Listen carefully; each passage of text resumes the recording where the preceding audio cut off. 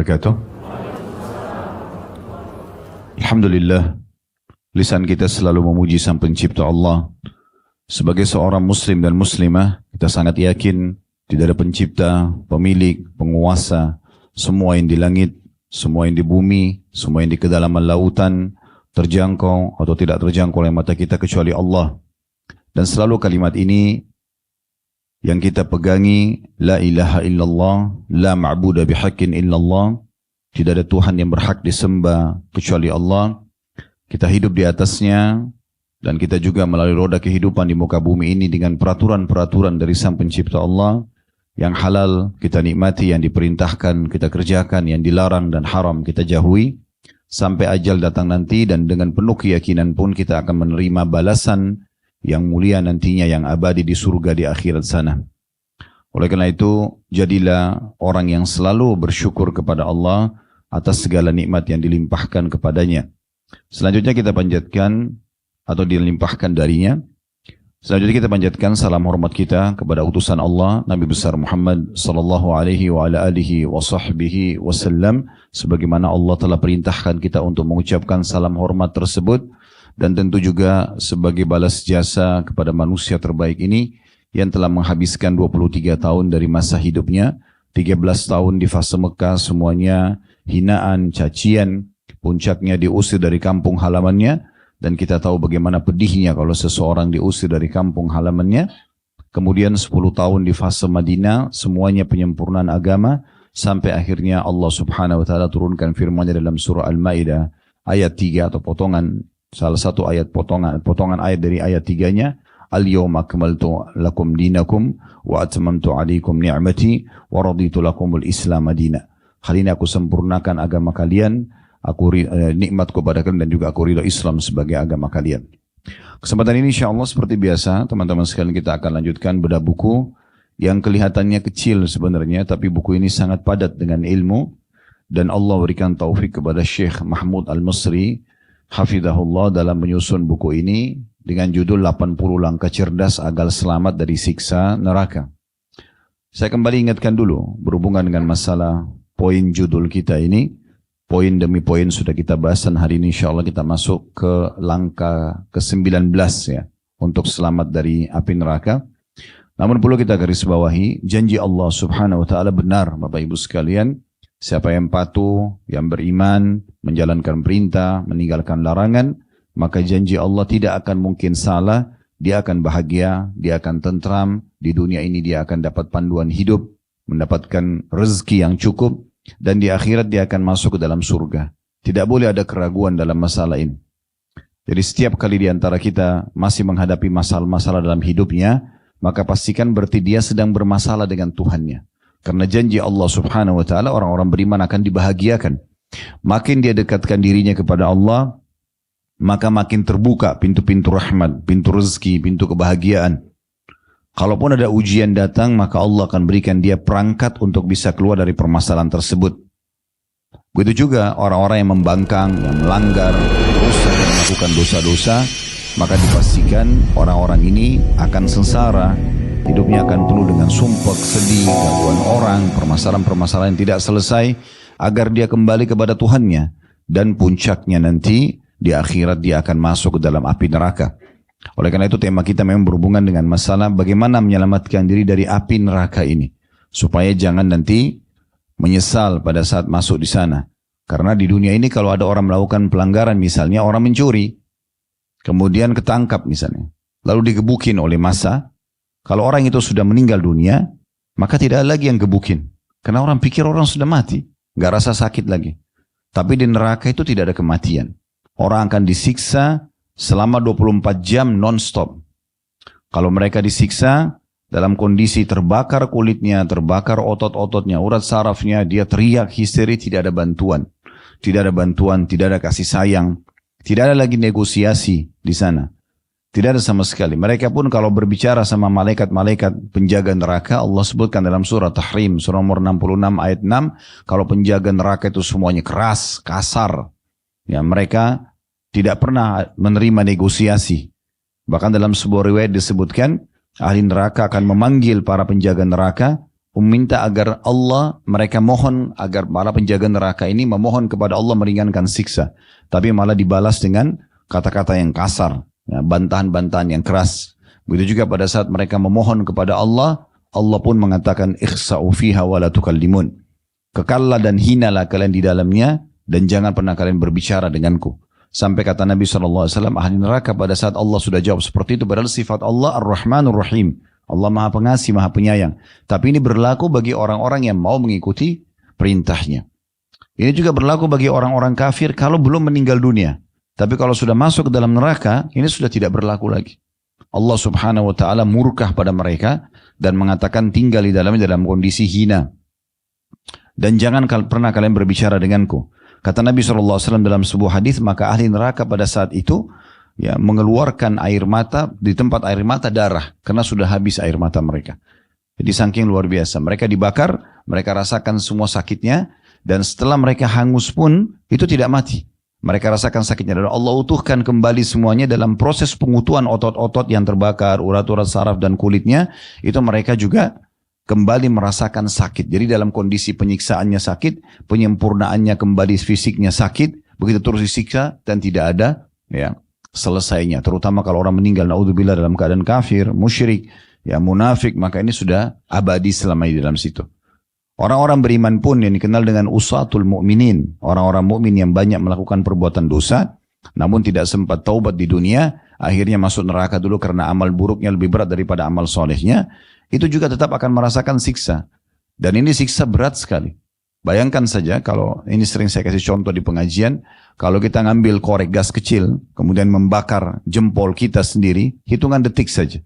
Maka kita akan merasakan panasnya luar biasa. Kalau kita biarkan 1 menit mungkin matang tangan ini, dan akhirnya harus operasi luka bakar. Itu saking sakitnya. Bagaimana orang kalau seluruh tubuhnya dibakar oleh api neraka tersebut. Jadi dari apa yang saya sampaikan dalam pembukaan ini, kenapa kita tidak mau menjadi orang baik-baik saja, orang soleh dan soleha, yang patuh kepada Allah Subhanahu wa Ta'ala, toh dijanjikan kebahagiaan, janjikan ketenteraman. Kalau orang jadi soleh dan soleha itu nggak bisa makan, nggak bisa minum, nggak bisa bekerja, nggak bisa biologis yang halal misalnya, tidak bisa menikmati dunia ini, maka mungkin wajar orang melanggar. Tapi orang beriman asal mereka betul, maka mengikuti perintah Allah Subhanahu wa Ta'ala, mereka akan bahagia. Mereka boleh makan, boleh minum, boleh bergaul, boleh bekerja, boleh mengejar prestasi tertinggi di dunia, boleh biologis tapi yang halal misalnya. Maka semua didapatkan. Sementara orang-orang yang melanggar ini, dipastikan mereka hanya merasakan kenikmatan dunia itu pun sebentar, dan setelah itu penuh dengan kesusahan hidup. Sumpek, sedih, sebagaimana saya bahasakan tadi, ini semua akan datang kepada orang-orang yang dasarnya masih punya pelanggaran dengan Tuhannya Allah Subhanahu wa Ta'ala. Siapa yang masih merasakan punya masalah, maka yang paling pertama dia introspeksi diri, hubungan dia dengan Tuhannya. Karena kalau hubungan sama Allah baik, maka akan baik semuanya. Kalau buruk, maka akan buruk semuanya. Itu saja kuncinya. Tidak usah lihat siapa orang-orang depan kita yang menjadi penyebab datangnya permasalahan dalam hidup kita. Tapi Allah Subhanahu wa Ta'ala sedang menguji kita melalui orang tersebut. Makanya sebagian ulama salaf mengatakan, aku mengetahui aku punya dosa kepada Allah kalau aku melihat perubahan sikap pada pasangan hidupku, pada tungganganku, bahkan tikus yang ada dalam rumahku. Sebagian di antara mereka, kalau jalan kemudian kakinya kesentuh batu saja, sudah cukup membuat mereka beristighfar dan langsung introspeksi diri, berarti ada sebabnya. Lewat di sebuah tempat tercium bau sampah saja, sudah cukup mereka membuat mereka beristighfar dan segera kembali kepada Tuhannya.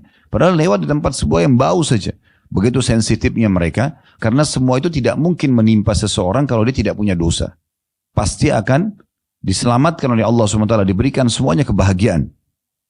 Sehingga matanya hanya melihat sesuatu yang menyenangkan dia, telinganya akan mendengarkan sesuatu yang menyenangkan dia, hidungnya akan hanya menghirup sesuatu yang menyenangkan buat dia, mulutnya, lidahnya akan mengecap dan mengucap sesuatu atau merasakan makanan juga yang hanya nikmat buat dia, badannya selalu sehat dan seterusnya.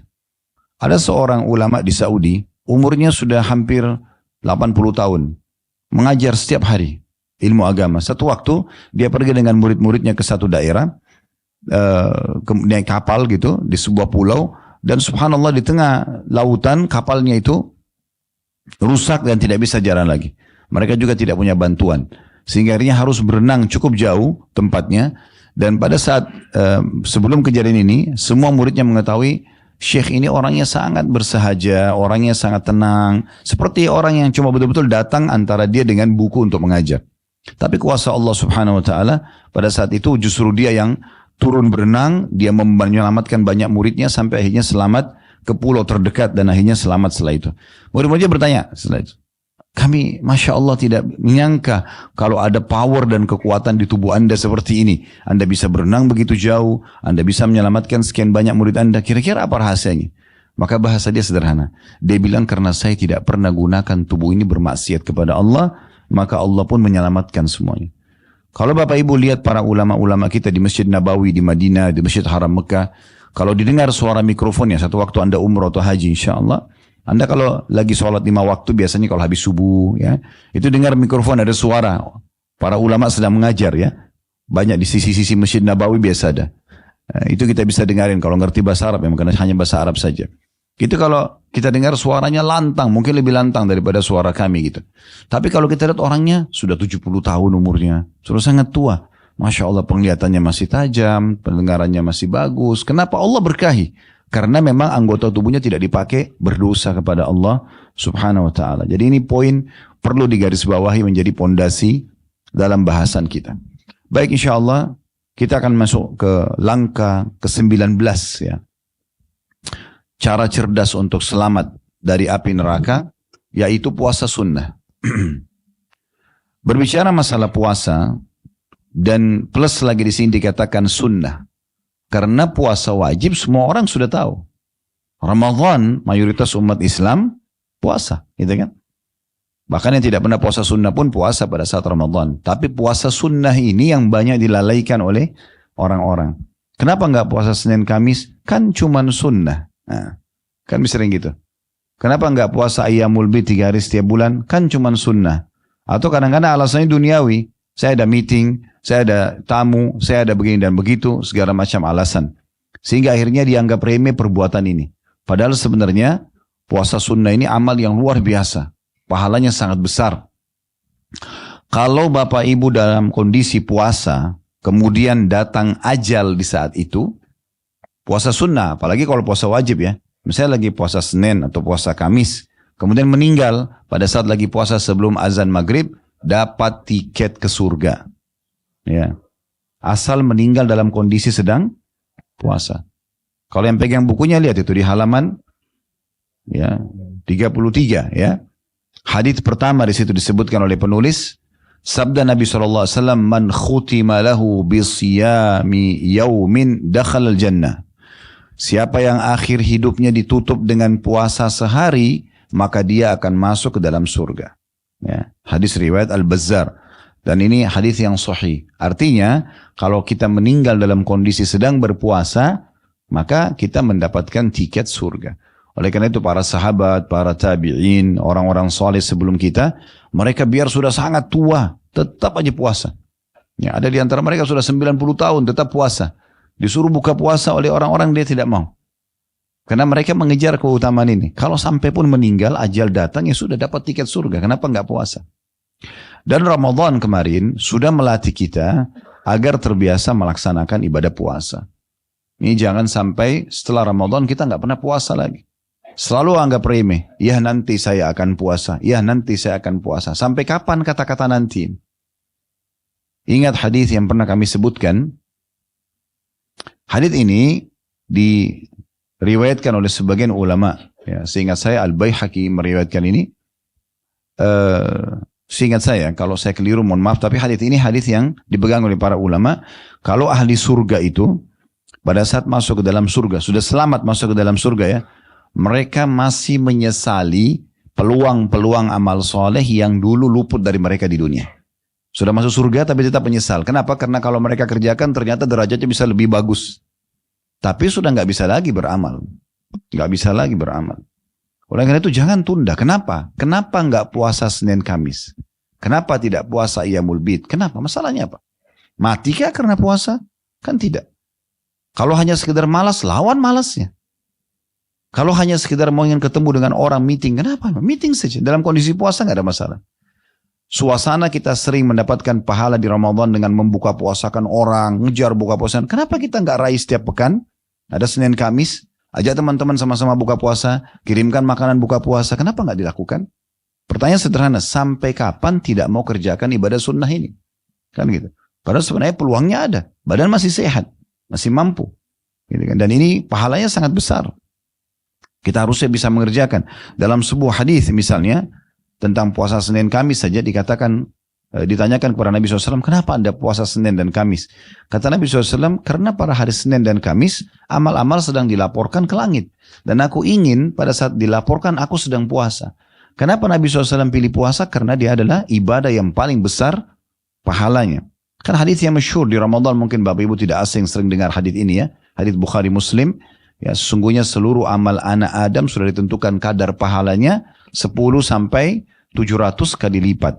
Lalu Allah Azza wa Jalla berfirman, kecuali puasa. Karena dia milikku dan aku akan membalasnya secara langsung. Dia meninggalkan makanan, laparnya, makanannya, minumannya, syahwatnya karena aku. Dan orang puasa memiliki dua kelebihan, kegembiraan pada saat dia sedang buka puasa karena hilang dahaganya dan laparnya, dan kegembiraan yang kedua pada saat bertemu dengan Tuhannya.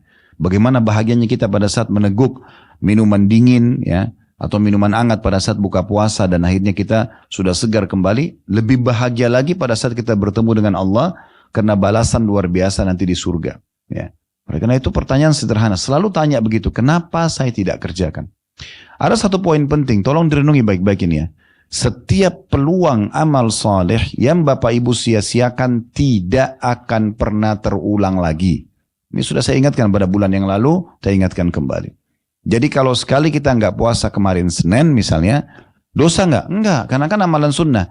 Tetapi kalau Bapak Ibu sudah dengar sekarang dari kami misalnya, oh ternyata orang puasa itu besar keutamanya. Saya mau puasa, kita nggak bisa minta sama Allah kembali lagi hari Senin, saya mau puasa, udah nggak bisa. Akan dicatat di buku amal kita, sampai hari kiamat nanti, Senin kemarin si Fulan dan Fulana tidak puasa. Dan dia rugi sendiri. Sementara orang yang puasa, toh hidup bersama dia, toh juga makan, ada sahur sebelum adzan subuh, toh setelah buka puasa bisa makan, gitu kan? Dan malah sehat, karena kita tidak sibuk dengan makanan tersebut. Berapa banyak orang yang sibuk karena urus makan siang saja, 2-3 jam habisin waktu. Keluar, cari makanan, hanya habisin waktu untuk makan dan obrolan kosong. Padahal sebenarnya waktu itu bernilai di sisi Allah Subhanahu wa Ta'ala. Allah kasih kita untuk isi beribadah kepada Allah Subhanahu wa Ta'ala. Boleh, bukan tidak boleh makan. Tapi kalau buang-buang waktu terlalu banyak untuk apa? Ya. Maka ini juga penting untuk digarisbawahi. Seorang sahabat bernama Abdullah di perang Badar, pada saat Nabi SAW mengatakan, demi zat yang jiwaku dalam genggaman Muslim, demi Allah, tidak ada seseorang pun di antara kalian yang hadir di sini, maksudnya di perang Badar ini, kecuali pasti akan masuk surga. Kalau dia terbunuh, dia akan masuk surga. Maka sahabat ini mengatakan, bakhin, indah sekali ya Rasulullah. Terus kata Nabi SAW, kenapa kau katakan bakhin? Dia bilang, coba anda ulangi ya Rasulullah. Kata Nabi SAW, tidak ada seorang pun di antara kalian yang meninggal, mati, terbunuh di medan perang ini, kecuali pasti masuk surga. Maka dia mengatakan, ya Rasulullah, apakah aku hanya menghadapi musuh-musuh orang non-muslim ini, terus aku terbunuh, aku masuk surga langsung? Kata Nabi SAW, iya. Maka orang ini pun berniat untuk mati. Ya, dari saat dia ingin masuk medan perang untuk berperang, di depannya sudah ada musuh. Lalu dia masih memegang 2 atau 3 butir kurma. Dia niat ingin menghabiskan 2 sampai 3 butir kurma itu. Namun pada saat dia lagi kunyah 1 dari 2 atau 3 butir itu, dia tiba-tiba berpikir, kalau saya tunggu menghabiskan makanan ini, maka masih lama waktunya untuk nunggu masuk ke surga. Dia pun membuang makanannya, kemudian dia masuk berperang di jalan Allah sampai terbunuh mati syahid. Artinya kita mau ambil pelajaran dari riwayat ini, jangan terlalu banyak buang-buang waktu pada, walaupun mubah, tapi jangan terlalu banyak menghabiskan waktu di sana. Maksimalkan dengan hal-hal yang nanti membuat kita bahagia di akhirat, karena bermakna amalan sunnah ataupun amalan yang wajib. Ya. Kemudian dalam hadis selanjutnya dijelaskan bahwasanya selain mendapatkan tiket surga, juga kita akan mendapatkan tiket selamat dari api neraka. Dengan 1 hari puasa saja di jalan Allah Subhanahu wa Ta'ala. Hadits yang selanjutnya adalah sabda Nabi SAW, man shama yawman fi sabilillahi zahzahallahu wajhahu 'anil nari bidzalika 70 kharifa. Siapa yang berpuasa sehari di jalan Allah, niscaya dengan sehari itu Allah akan menjauhkan wajahnya dari api neraka sejauh 70 tahun. 1 hari puasa jauh dari neraka 70 tahun. Bagaimana kalau dia rutin berpuasa terus? Maka pasti akan selamat dari api neraka. Ini sejalan dengan makna hadis yang sebelumnya tadi, akan mendapatkan tiket ke surga. Kalau selamat dari neraka pasti akan masuk ke dalam surga. Kalau masuk ke dalam surga berarti selamat dari api neraka. Ya. Dan itu tentu kalau mau lihat hadisnya, kalau hadis yang pertama tadi dapat tiket ke surga dari riwayat Al-Bazzar dan disahihkan oleh Syekh Albani, dan di hadis yang tentang selamat dari api neraka sejauh 70 tahun diriwayatkan Imam Ahmad dan Tirmidzi dan disahihkan juga oleh Syekh Albani dalam Sahihu Al-Jami'. Kemudian hadis yang serupa selanjutnya dalam sebuah riwayat yang lain Rasulullah SAW bersabda, "Man shama yawman fi sabilillahi ba'adallahu minhu jahannama masirata mi'ata amin." Barang siapa, kata Nabi SAW, yang puasa sehari di jalan Allah, maka Allah akan menjauhkannya dari api neraka Jahannam sejauh perjalanan 100 tahun. Dan ini hadis diriwayatkan oleh An-Nasai dan dihasankan oleh Syekh Albani. Ya. Jadi sampai sini dulu kita jelaskan lebih jauh tentang masalah puasa ini. Jadi sekali lagi saya tanyakan kepada Bapak Ibu sekalian, sampai kapan kita tidak mau puasa-puasa sunnah ini? Ya, kalau Bapak Ibu ingin mencari uzur, maka akan ada 1000 uzur. Pasti akan ada 1000 alasan. Apalagi kalau setan yang bisikin. Ya, apalagi kadang-kadang sugestinya negatif. Nanti lapar, nanti haus. Kalau ini terus alasannya kira-kira kapan? Kan tidak mungkin gitu kan. Bahkan orang yang puasa itu sebenarnya lebih banyak dikasih rezeki. Biasanya kalau kita bertamu ke rumah orang atau ada acara, pas diundang makan, maaf saya lagi puasa. Kan nanti biasa dibungkusin itu banyak. Nah, biasanya lebih banyak rezeki. Kenapa harus takut kehabisan makanan? Orang lebih hormatin gitu. Belum lagi banyak sekali hadis tentang orang puasa itu mustajab doanya. Kata Nabi SAW, "Thalathatun la turaddu da'watuhum." Ada 3 orang tidak akan pernah ditolak doanya. Gitu kan? Lalu Nabi SAW sebutkan itu.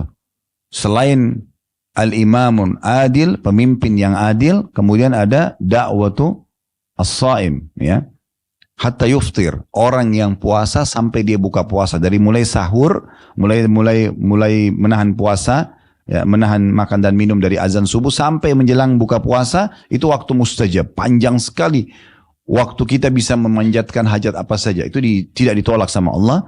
Kemudian ya, yang ketiga adalah da'watul mazlum, orang-orang yang terzalimi.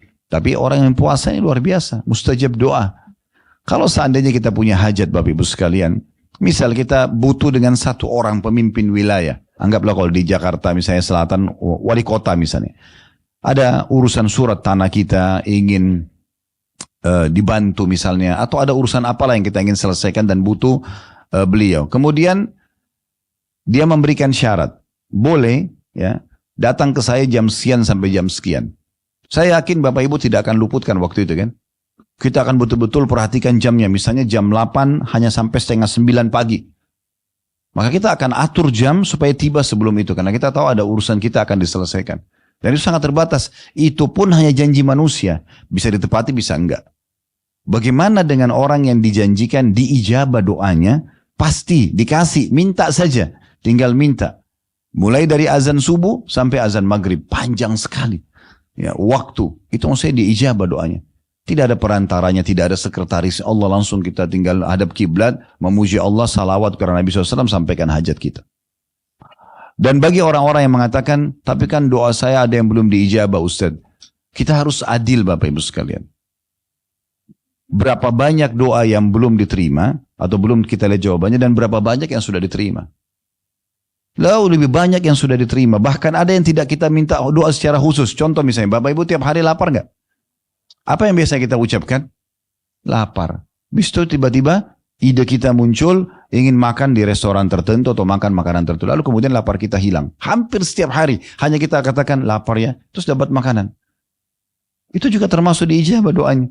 Bukankah tiap hari kita haus? Tiap hari kita capek? Tiap hari kita butuh oksigen? Tiap hari mata kita butuh cahaya? Dan segala macam hal, berapa banyak nikmat. Kadang-kadang manusia ini kufur kepada Allah, kufur nikmat maksudnya. Bagaimana dia memungkiri tentang nikmat Allah sementara kena ada satu permintaan dia belum Allah kasih. Itu pun dengan hikmah Allah Subhanahu wa taala, dengan hikmah Allah Subhanahu wa taala, kata para ulama, kalau seorang hamba mohon kepada Allah, Allah itu lebih penyayang kepada hamba tersebut dari ibunya kepada anaknya. Artinya, kalau Allah tahu ini akan jadi musibah buat orang itu, tidak akan dikasih sama Allah. Memang Allah tidak kasih ke dia. Maka karena Allah lebih tahu kalau dikasih ini orang akan jadi masalah. Tapi tetap ada pahala dari doa yang dia panjatkan. Dari doa yang dia panjatkan. Nah, gitu. Jadi tidak perlu kita sangka buruk dengan Allah Subhanahu wa taala. Ini salah satu yang didapatkan kalau orang sedang puasa juga. Makanya Abu Darda radhiyallahu anhu mengatakan, kalau bukan ya karena menahan dahaganya puasa, aku tidak berharap hidup sesaat pun di muka bumi ini. Karena mereka sangat menikmatinya. Jadi orang-orang soleh yang sudah memahami tentang keberadaan Allah SWT, betul-betul tauhidnya kepada Allah itu sangat bagus dan sudah sangat murni. Dia yakin Allah SWT itu ada, dia hanya bergantung kepada Allah, dia menikmati mengerjakan perintah, meninggalkan larangan. Maka orang seperti ini malah merasa tidak nyaman kalau dia ketinggalan satu jenis ibadah misalnya ya. Oleh karena itu jangan luput. Nah, kalau orang masih lemah imannya seringkali lewat apapun, maka biasa saja. Sholat 5 waktu lewat biasa saja, zikirnya lewat biasa saja, waktu-waktu mustajab doa lewat biasa saja, masa puasa, kesempatan baca Quran, semuanya lewat biasa saja bagi mereka. Ini sayang sekali, dia akan menyesali nanti. Ya, beruntunglah orang yang Allah ilhamkan dalam hatinya selalu ingin mengerjakan amal soleh. Seperti Bapak Ibu tadi ingin hadir di dalam majelis ini, ingin tadi mengerjakan sholat duhur berjamaah, mungkin tadi subuh juga begitu, mungkin tadi pagi zikir pagi. Semua itu adalah taufik dari Allah Subhanahu wa ta'ala. Baik, selanjutnya 2 buah hadis yang diangkat oleh penulis. Ini mungkin akan lebih kita fokus membahasnya tentang masalah hadis puasa hari Arafah. Ya. Dan hari ini kita berada di tanggal 17 Zulkaadah. Ya. 13 hari dari sekarang kita akan masuk 1 Zulhijjah. Saya minta dengan sangat ini Bapak Ibu sekalian, dilingkarin baik-baik tanggal 1 Zulhijjah itu. Itu hari emas. Kalau ada hari-hari yang mengalahkan Ramadan, maka 13 hari dari sekarang. Ya, hari ke-14 maksudnya tanggal 1 Zulhijjahnya sampai 10 Zulhijjah itu adalah hari-hari emas kita. Di sini diangkat oleh beliau, nanti akan saya jelaskan panjang lebar ya insyaallah. Ini dijelaskan oleh beliau, diangkat hadis Nabi SAW, diriwayatkan Ibnu Majah dan disahihkan oleh Syekh Albani. Kata Nabi SAW, "Man shama yawma Arafah, ghafarallahu sanatain.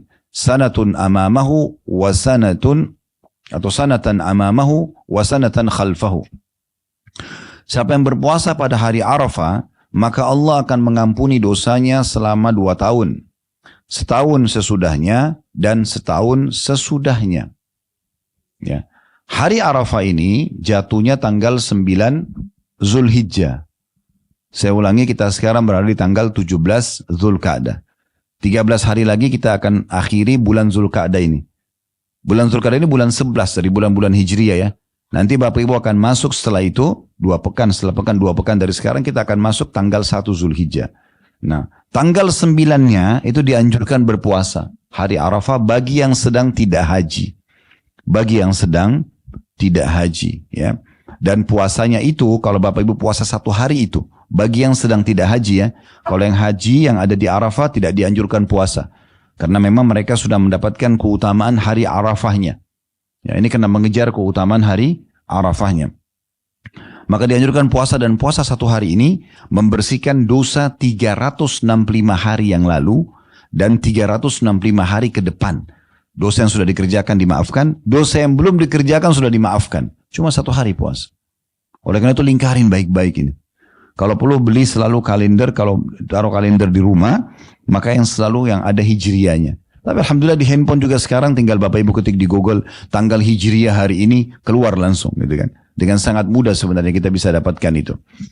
Baik, puasa hari Arafah ini dianjurkan sekali bagi orang yang tidak hadir haji agar mereka juga tidak kehilangan keutamaan hari Arafah. Karena hari Arafah ini hari puncaknya haji. Hari puncaknya haji. Haji itu ada 6 hari. Dari tanggal 8 sampai tanggal 13 ya. Tanggal 8-nya sunnah, tanggal 13-nya sunnah. Tanggal 8 hari tarwiyah, hari jemaah haji pakai ihram, kemudian mereka masuk ke Mina, mereka sholat duhur 2 rakaat di waktu duhur, asar di waktu asar 2 rakaat, maghrib di waktu maghrib 3, isya di waktu isya 2 rakaat. Jadi khusus sholat yang 4 rakaat di qasar pada saat itu, tapi di waktu masing-masing. Kemudian setelah itu nginap, dan tanggal 9-nya selepas waktu duha menjelang duhur semua jemaah ke Arafah. Nah ini hari puncaknya dan wajibnya haji. Di mana Nabi SAW bersabda, Al-Hajju Arafah. Haji itu hadir di Arafah. Dan kata Nabi SAW, doa yang paling afdal adalah doa di Arafah. Dan kata Nabi SAW juga dalam hadis yang lain, tidak ada hari yang lebih banyak Allah menyelamatkan hambanya dari api neraka dibandingkan hari Arafah. Oleh karena itu orang yang sudah niat haji, kemudian la qadarullah, semoga Allah tidak tadikan, tapi kalau ada orang yang seperti itu, dia sakit, sebelum dia meninggal di rumah sakit, maka di hari Arafah dipakaikan baju ihram, walaupun pakai ambulan, dengan ambulannya dia wukuf di Arafah. Karena dengan hadir di Arafah itu berarti hadir haji. Itu dari mulai waktu duhur sampai terbenam matahari. Jemaah haji pada saat itu sholat duhur asar jamak takdim, qasran. Duhur asar dijamak, digabung, dikasar, dipangkas dua-dua rakaat, dan ditakdim, dimajukan di waktu duhur.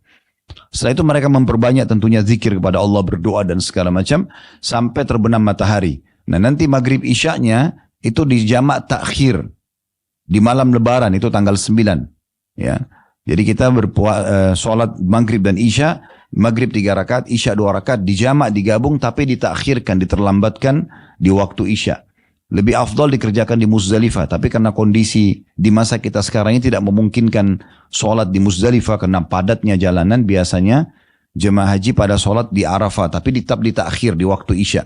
Kemudian mereka menuju ke Muzdalifah, mereka nginap, kemudian tanggal 10-nya hari Nahar atau hari Raya Idul Adha, di situ umat Islam yang pergi haji mereka jumrah, melontar, ya. Jumrah Aqabah diistilahkan melontar Aqabah. Aqabah itu seperti gundukan tanah agak tinggi di masa Nabi SAW dulu di situ tempat jumrah, dan sampai sekarang masih ada. Biasa juga diistilahkan dengan jumrah kubra atau melempar yang besar, ya. Jangan bilang melontar syaitan, tidak ada syaitan di situ, ya. Itu cuman simbolik karena dulu Nabi Ibrahim AS waktu mimpi melihat akan menyembelih Nabi Ismail, dan mimpi semua Nabi adalah wahyu. Kalau kita kan ada mimpi baik dari Allah, ada yang dari syaitan, ada ru'ya sadiqah, ada hilm. Tapi kalau Nabi-Nabi itu wahyu. Maka mimpi Nabi Ibrahim AS waktu menyembelih Ismail itu wahyu dari Allah. Maka dia pun menuju ke tempat titik untuk menyembelih Nabi Ismail. Nah, pada saat menuju ke sana, iblis datang godain dia supaya jangan lakukan itu. Maka Nabi Ibrahim lemparin dengan batu-batu kecil, 7 kerikil. Sehingga akhirnya iblisnya pergi. Titik yang kedua datang lagi, yang ketiga datang lagi. Jadi diperingatkan, diingatkan oleh Allah SWT kejadian tersebut dan dijadikan sebagai syariat dalam haji. Gitu. Jadi tidak ada syaitannya, ya. Karena di sana itu jumrah, kadang-kadang saya lihat ada yang lempar sendalnya, Bismillah Allahu Akbar, kira ada syaitan. Ada yang lempar batu besar, ada yang lempar kayu, kerikil kecil saja. Bismillah Allah Akbar dan pelan-pelan, tidak usah teriak-teriak. Ya.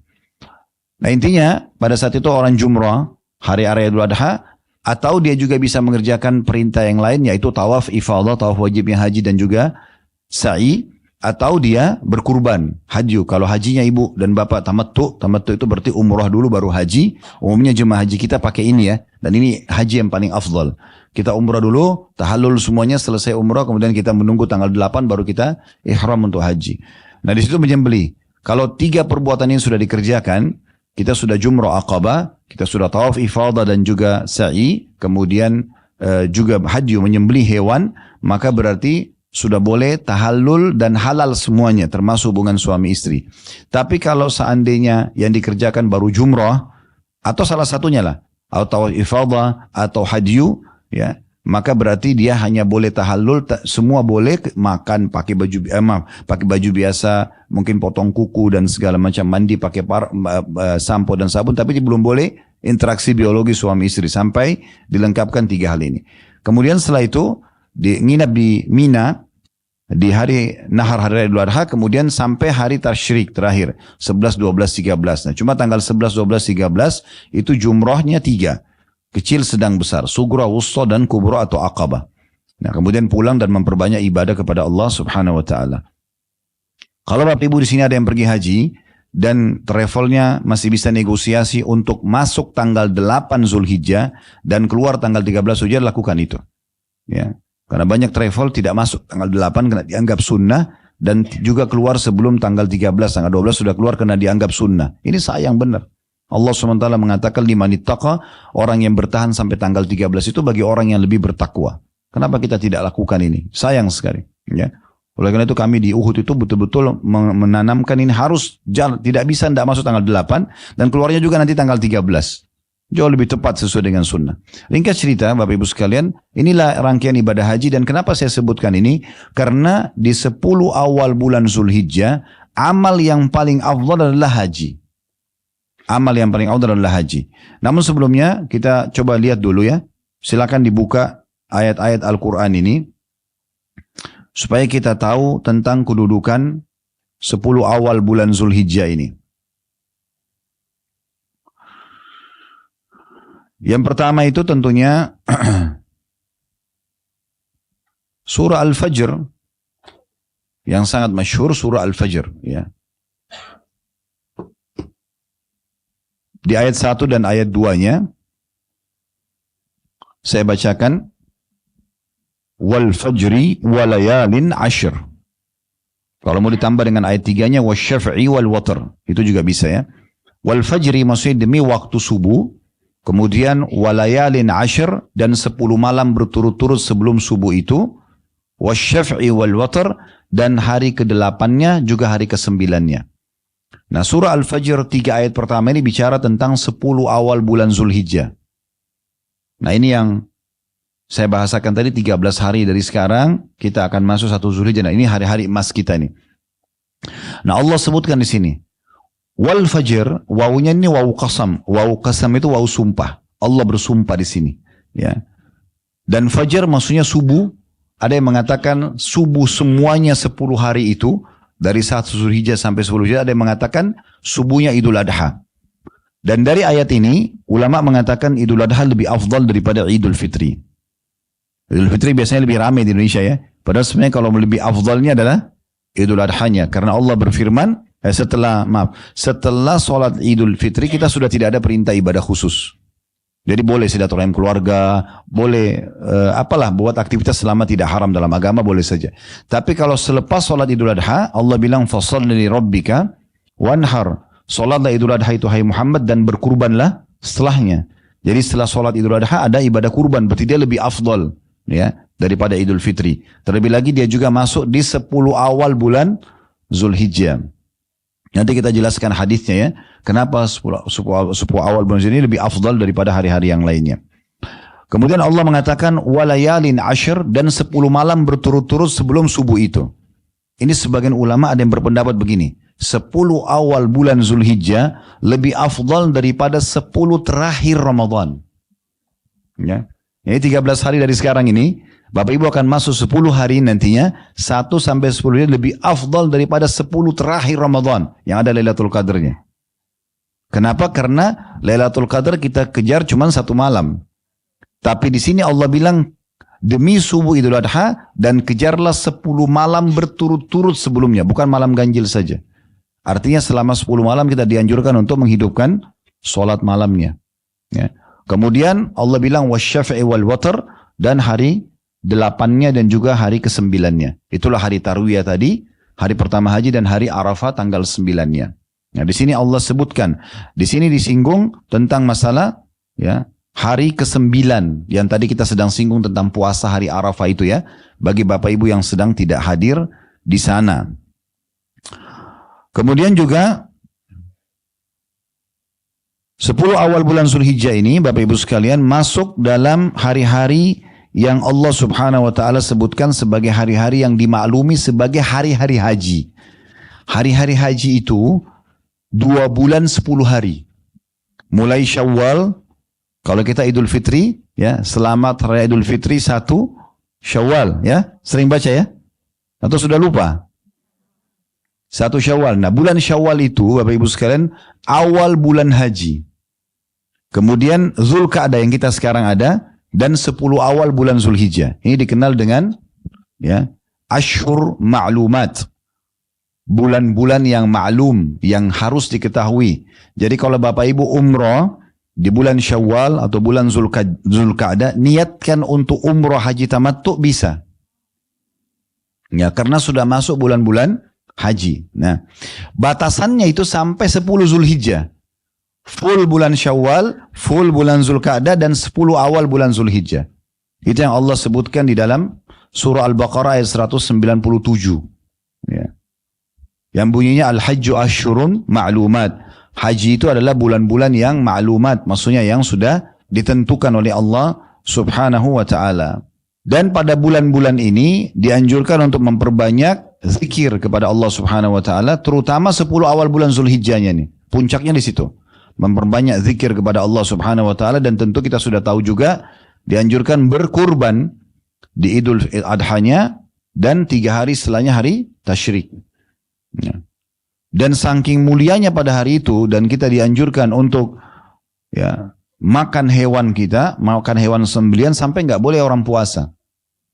Di hari Idul Adha nggak boleh puasa, sampai hari Tasyrik juga nggak boleh puasa. Kita puasa di tanggal 9 hari Arafahnya gitu ya.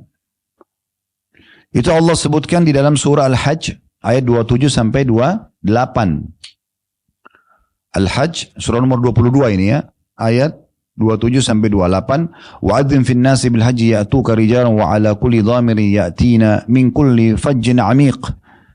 Allah perintahkan kepada Nabi Ibrahim alaihissalam, dan serulah manusia agar mengerjakan ibadah haji. Niscaya mereka akan datang kepadamu dengan berjalan kaki dan juga mengendarai unta yang kurus yang datang dari segenap penjuru yang jauh. Kemudian Allah bilang itu ayat 27 28-nya, liyashhadu manafi'a lahum wa yadhkuru ismallahi fi ayyamin ma'lumatin ala ma razaqahum min bahimatil an'am faqulu minha wa at'imul ba'isal faqir. Supaya mereka menyaksikan berbagai manfaat bagi mereka, dan supaya mereka menyebut nama Allah pada hari yang telah ditentukan. Nah, ini hari yang ditentukan maksudnya tadi termasuk 10 awal bulan Zulhijjah itu. Ya. Kemudian dikatakan supaya mereka menyaksikan berbagai manfaat bagi mereka, dan supaya mereka menyebut nama Allah pada hari yang telah ditentukan atas rezeki yang telah Allah berikan kepada mereka berupa binatang ternak, maka makanlah sebagian darinya dan sebagian lagi berikanlah untuk dimakan orang-orang yang sengsara dan juga fakir. Ya.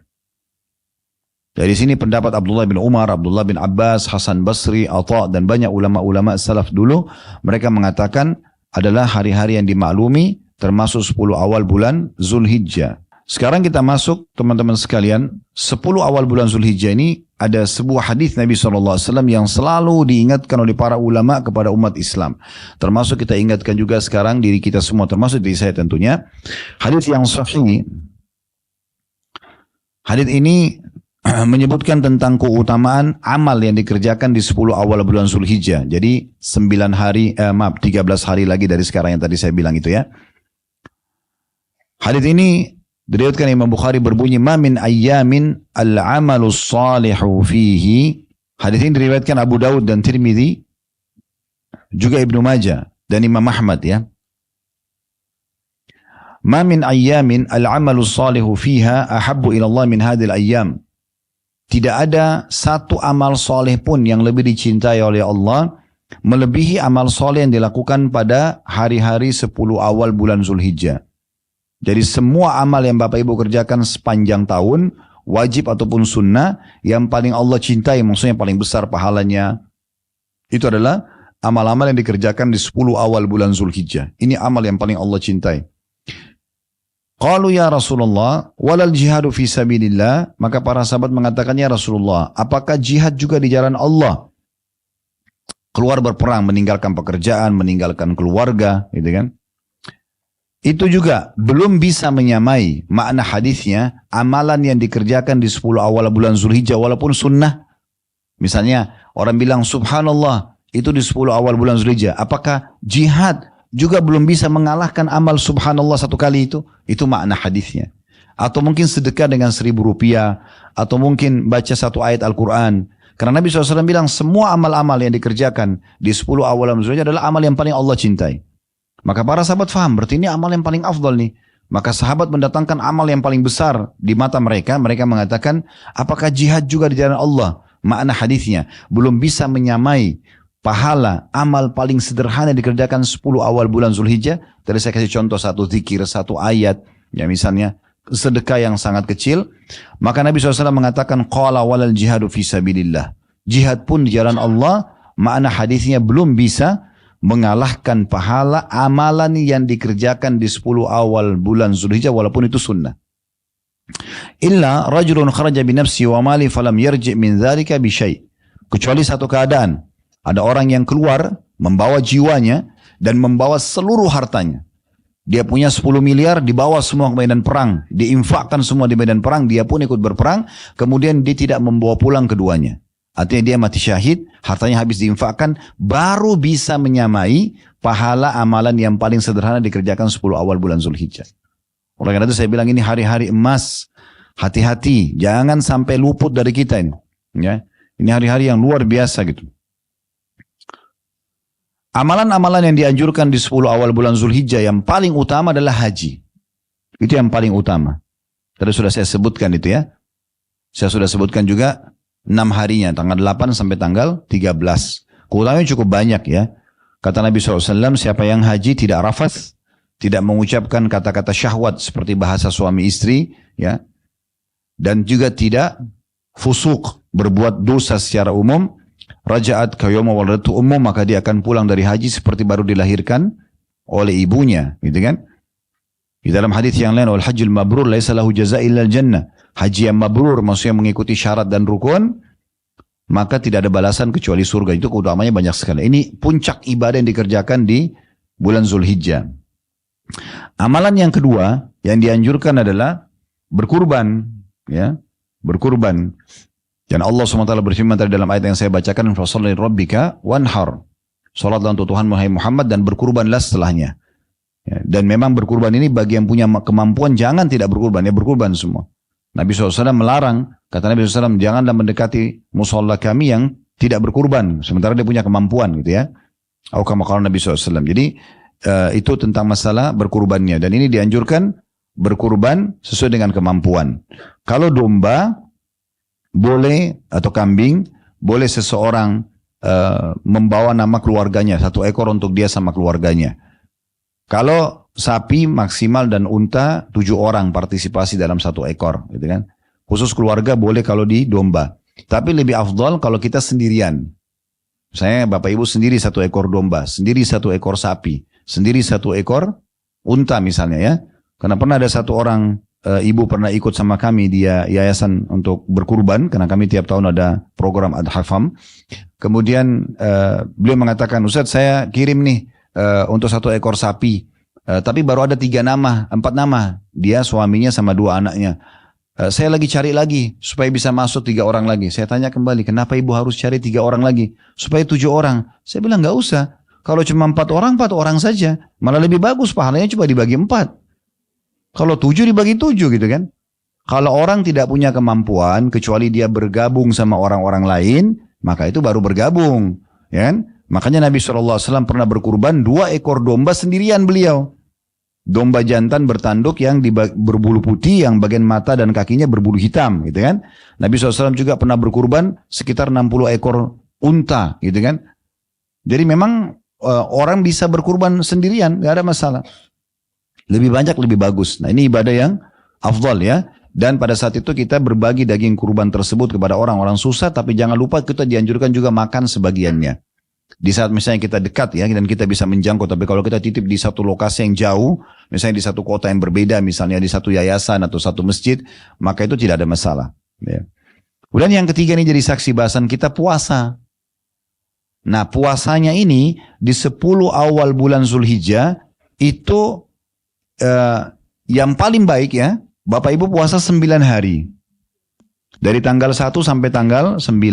Itu yang paling baik. Ya. Kalau tidak bisa, puasa berapa hari saja yang bisa? 6 hari, 7 hari. Enggak bisa juga, jangan kehilangan tanggal 9-nya. Nah, hari Arafahnya bagi yang sedang tidak haji. Itu minimal sekali 1 hari itu. Minimal sekali. Ya. Disebutkan dalam riwayat,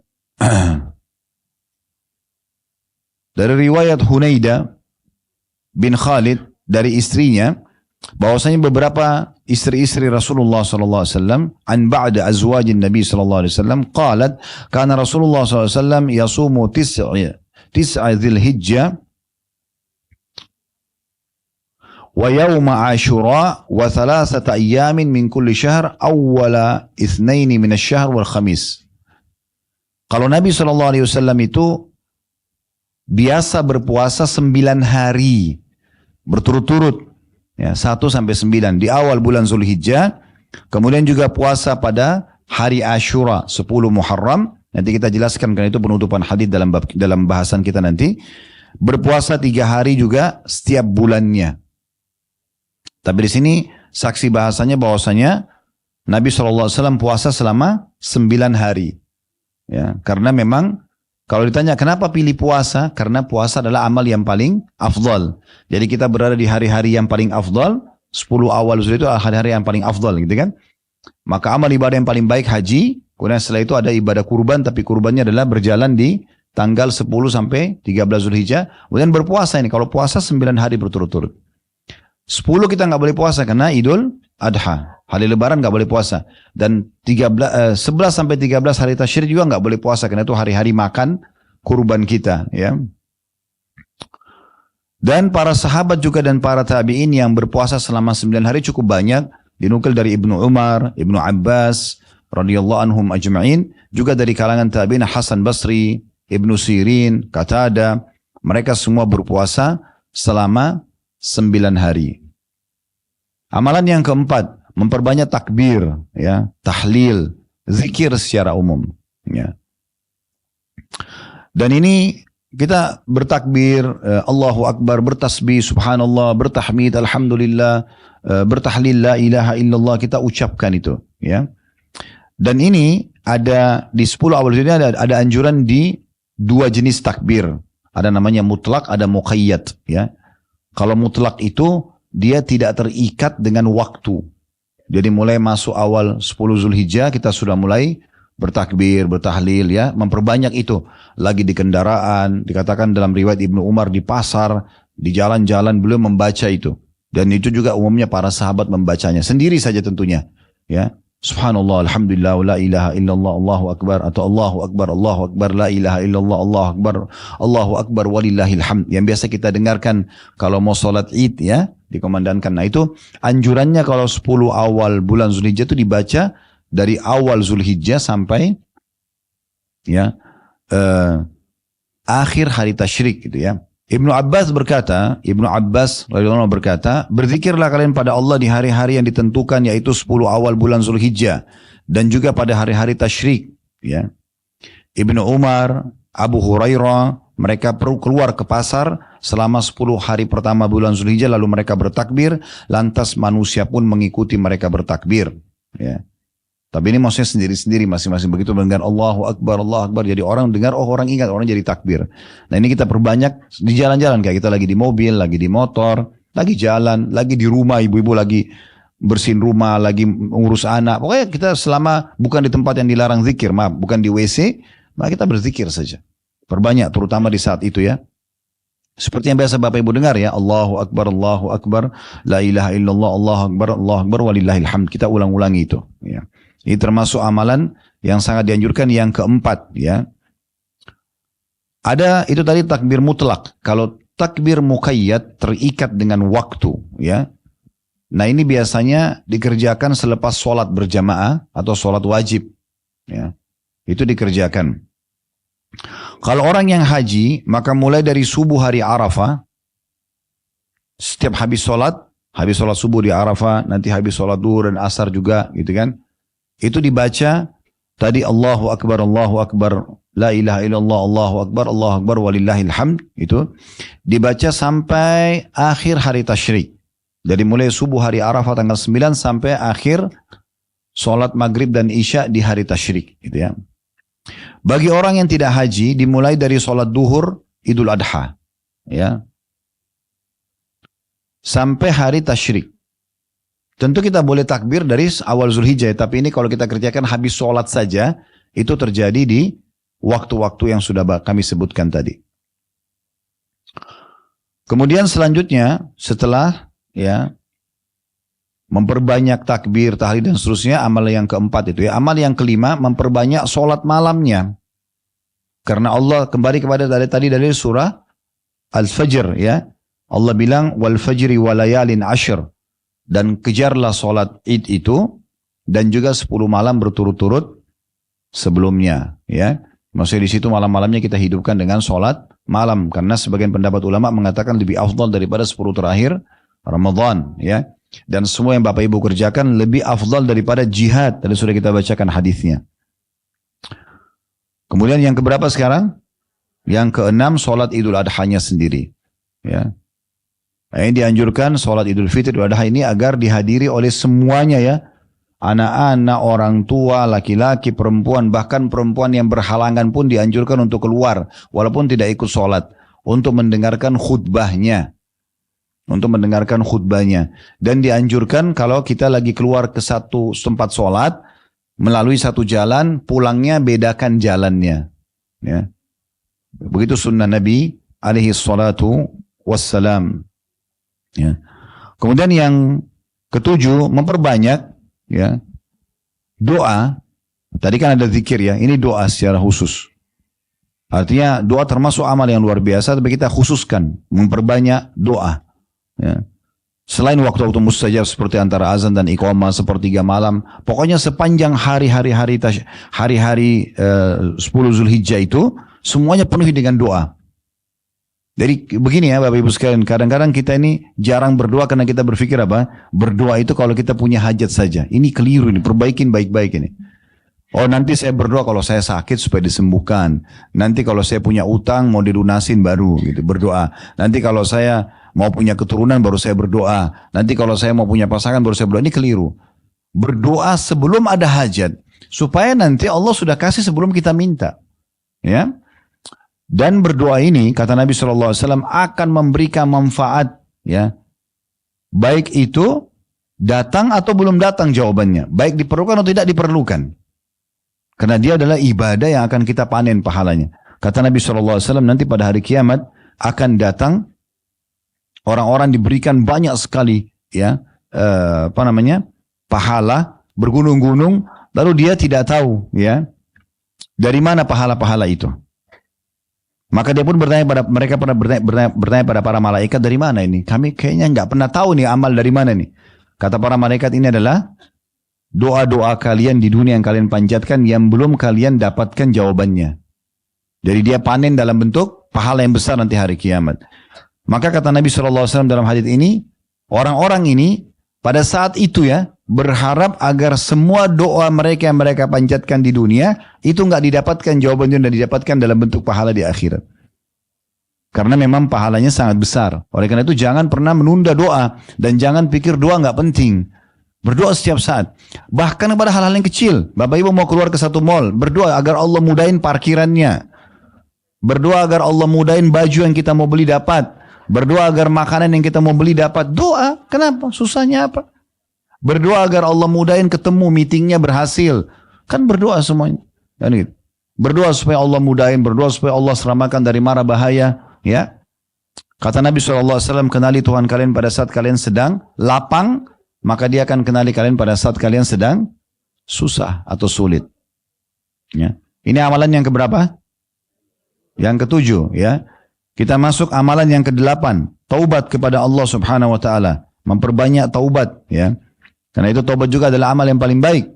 Kita perbanyak taubat dan istighfar kepada Allah Subhanahu Wa Taala. Khususkan gitu ya. Kita taubat, kita nasuha kepada Allah Subhanahu Wa Taala. Dosa-dosa yang pernah kita lakukan supaya Allah bersihkan. Karena kata Nabi SAW, At-taib minadz dzambi kaman la dzamba lahu. Orang yang taubat dari dosanya seperti orang yang tidak pernah punya dosa lagi. Kalau tidak punya dosa berarti semua fasilitas yang terhalang karena dosa itu akan diangkat. Ya, akan diangkat. Selanjutnya yang keberapa?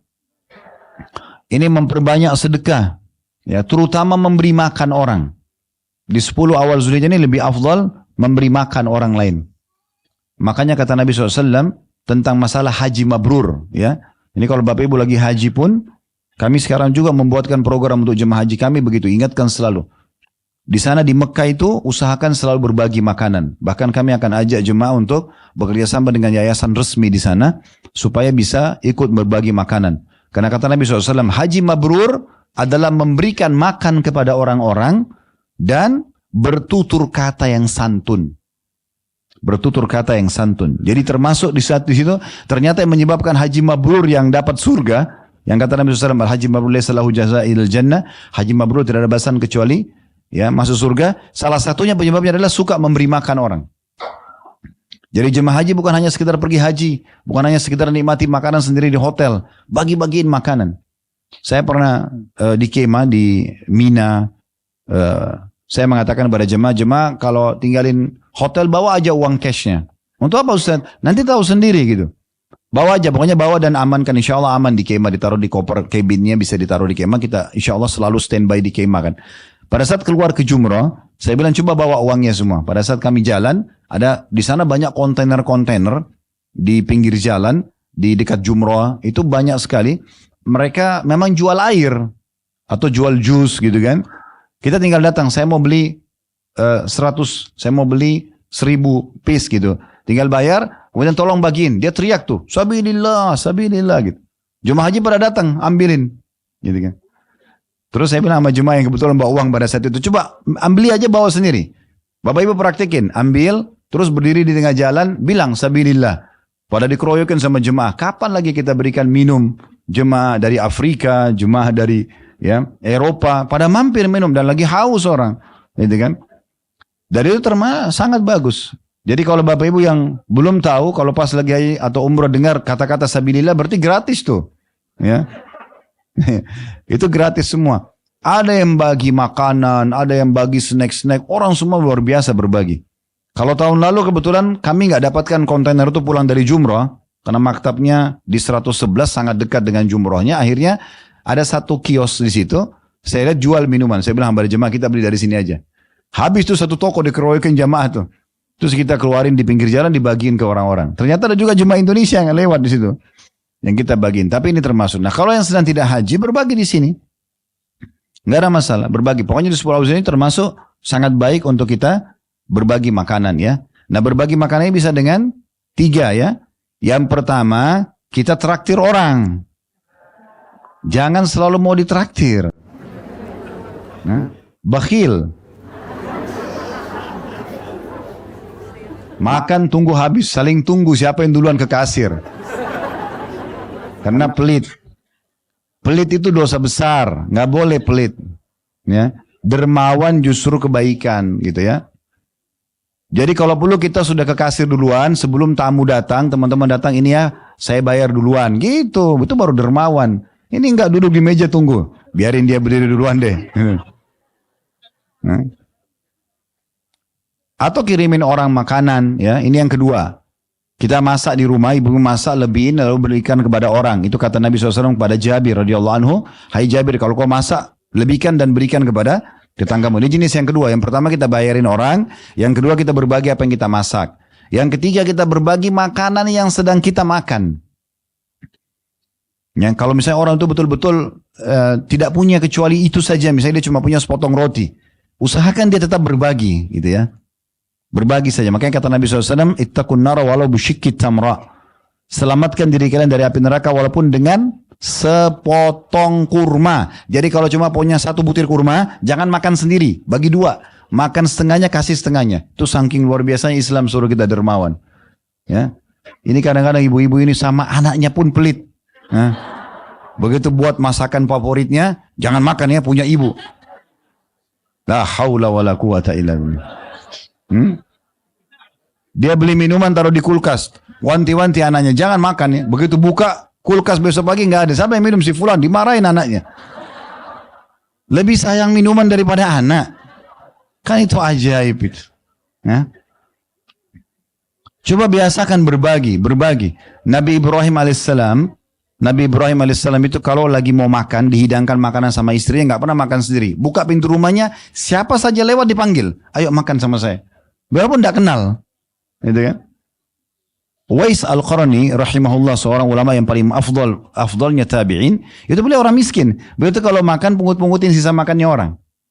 Tapi disebutkan dalam riwayat, beliau kalau pungut makanan, beliau bersihkan kembali, ditata kembali, dipanasin, dihangatin kembali, lalu dibagi 2 dikasih juga orang miskin yang lain. Jadi nggak harus orang kaya untuk berbagi itu. Kita beli air mineral, beli 2, 1 buat kita, lewat di jalan ketemu sama siapa, orang yang pungut sampah, kasih. Berbagi, ya.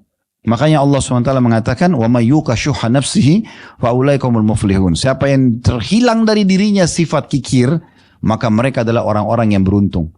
Dan kata Nabi SAW, 3 hal yang paling membinasakan manusia, salah satunya adalah pelit yang selalu diikuti, perhitungan luar biasa, ya, dalam masalah-masalah seperti ini. Padahal sebenarnya tidak boleh. Makin kita dermawan maka makin dicintai oleh Allah subhanahu wa ta'ala. Ini amalan-amalan yang dikerjakan di 10 awal bulan Zulhijjah. Kita tutup dengan yang terakhir di sini, ada penyebutan tentang hadis juga atau puasa ya, karena ini kan tentang amalan puasa.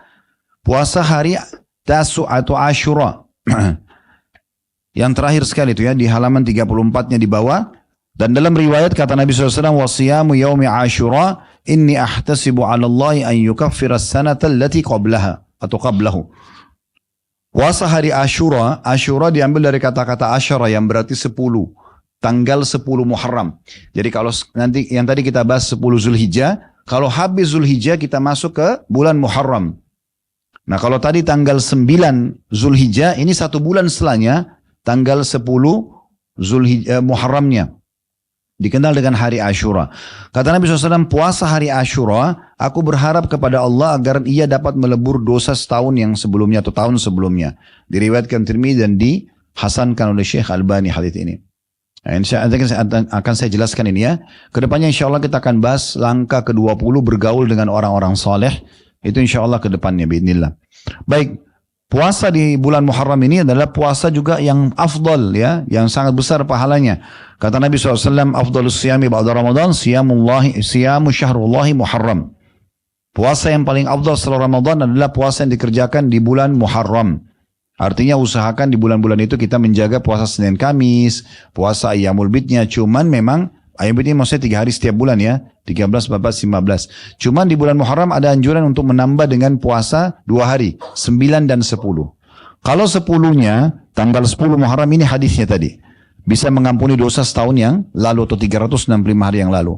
Namun dianjurkan umat Islam agar menambah dengan 1 hari sebelumnya tanggal 9. Dikenal dengan puasa Tasu'a. Dari kata-kata tis'ah yang berarti hari ke-9. Kenapa? Karena di masa Nabi SAW sempat ada beberapa sahabat datang dan berkata, ya Rasulullah, sesungguhnya orang-orang Yahudi sedang berpuasa, maksudnya pada hari itu hari Ashura. Maka Nabi SAW bilang, coba tanya, kenapa mereka puasa? Jawaban ternyata dari orang Yahudi, karena hari itu 10 Muharram bagi orang Yahudi adalah hari di mana Allah selamatkan Musa dari kejaran Fir'aun.